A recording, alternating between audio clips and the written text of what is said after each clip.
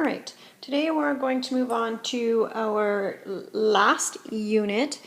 Understanding transformations is what we're working on. So that means slides, flips, and turns, or they can also be called translations, rotations, and reflections. So our big idea is understanding the location and movement of shapes helps to describe the world around me. Our concept today is transformations, to demonstrate an ability to apply and describe transformations, oops, wrong word there, rotations, which are turns, translations, which are slides, and reflections, which are flips. Now, this will actually be 3 videos just because it was too long. We're going to start with translations or slides. So we have this triangle over here, triangle ABC, and it was translated from this original image to this second image. When you see it has a little tick beside each letter, that means that it's the translated or the transformed image after a rotation, translation, or reflection. And in this case, I'm just going to pick one corner, and I know that this is at point 1, 5. I can see that here. My new point is at 6, 3. So I can see that it's actually gone down 2 squares, and to the right 1, 2, 3, 4, 5 squares, which is why they say it has translated 5 squares right and 2 squares down. That's a good strategy, is to pick one corner, find the exact same corner on the translated image, and see how many over, how many up, how many down, left, right, etc. that you had to move your shape to get to that particular corner. Each corner is going to be moved 5 squares to the right and 2 squares down from its original position. So it does not matter which vertex or which corner you choose. After a translation, a shape and its image always face the same way. So when you're looking at a shape and it's facing the same way, there's a possibility that it was a translation or a slide. The shape and the image are congruent, so that means they're the same size, they're the same shape. They cannot be drawn any differently. Its corresponding sides and corresponding angles are equal. The angles would be the same size, the length of the sides would be the same size, and so on. All right, we here have a picture. Miss Ehrman has a new sandbox delivered for her children. She chooses the best location in the yard for the sandbox. Explain how to move the sandbox from its current location to the new location. Describe the location using coordinates. So this is where it was delivered. Here's her sidewalk. She had to move it from this point down to this point. Press pause and take a moment and try to describe that translation. All right. So here we have Rolf's strategy.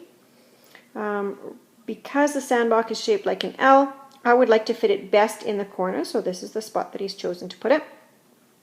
I cut out the shape of the sandbox and put it over the original position, so that would be tracing this particular shape and then putting it over this new shape to see that it is in fact the same. I translated the shape to the corner beside the deck by sliding it down 4 units.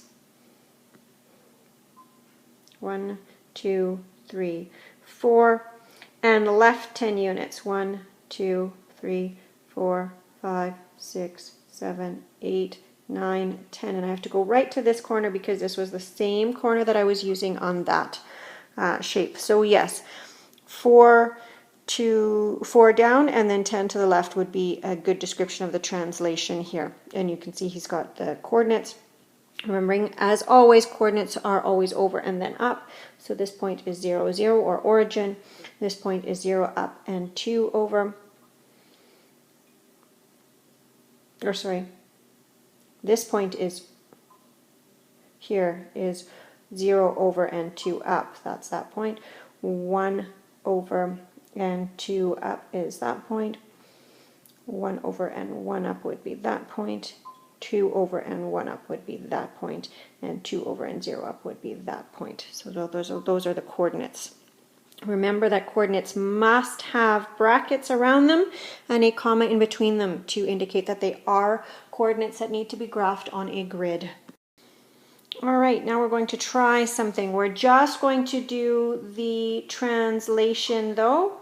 We're going to take the hexagon, which is shape A, and we're going to translate it 3 spaces to the right. So you're going to copy the shape onto a Cartesian plane that you're going to create on your graph paper, and you're going to translate this shape, shape A, over the right 3 spaces. Press pause and do that now. All right, we're now going to watch the drawing of the translation. All right, so we're going to do our translation first, or our slide. I have my grid paper, and I've got it numbered to 12 on the bottom and 8 on the side, and so I'm going to place my original shape for A, and I can see that my one vertex is 2 over and 1 up, and then my other vertex on the bottom is 5 over and 1 up, 2 over and 3 up is my next vertex. Just going to darken my lines here. I can see here it's 2 squares over, 1 down, 1 over, and 1 down. So this is my original image for A. Now it's asked me to translate this hexagon 3 spaces to the right. So I'm going to move it 3 spaces to the right. I'm going to pick one vertex to focus on and work with that one. I'm going to choose this vertex, so I'm moving this vertex 3 spaces to the right. 1, 2, 3. Here's my new corner for that one. I can see here that it's 3 squares long, so I'm going to go 3 squares long. 2 squares high here, so also 2 squares high here. 2 squares across here, so 2 squares across here. 1 down, and then 1 across, and then 1 down. So this is my translated image. When it's translated or reflected or rotated, when it's the second image, it has 1 line there. So this is what your image should have looked like. Right next to the other shape, because we didn't move any up at all, we just went over, and it should be the exact same shape. It should be congruent. 3 squares long, 2 squares tall, etc. So it's 3 spaces to the right. And if you notice, every corner will be 3 spaces to the right. Doesn't matter which vertex you pick, it will be 3 spaces to the right. All right, and now you're going to look at these shapes, determine which one of them is the slide, and just describe the slide. Don't describe the other 2 at this point, just the slide. Press pause and try that now. All right, let's take a look in which is the slid image. Well, we know that the slid image always has to face the same direction. So this does not face the same direction, and this does not face the same direction. So those are not the slides. That means I'm looking at this one. Now to describe it, I need to say how it got from this spot to this spot. I know this is my original because it has no lines beside it. I know this is my image or my slid image because it has the little lines beside each letter to indicate this is our first movement of that shape. So I'm going to pick a vertex. I'm going to pick vertex N myself, and I'm going to see what I had to do to get it to its new spot. So I can see that I've had to move it 1, 2, 3, 4 spaces to the right and 1 up. So to describe that translation, I would say the translated image is 4 spaces to the right and 1 up. All right, at this point you're moving on to watch the reflection and the rotation videos as well before you move on to the concept practice. So make sure you take a look at those.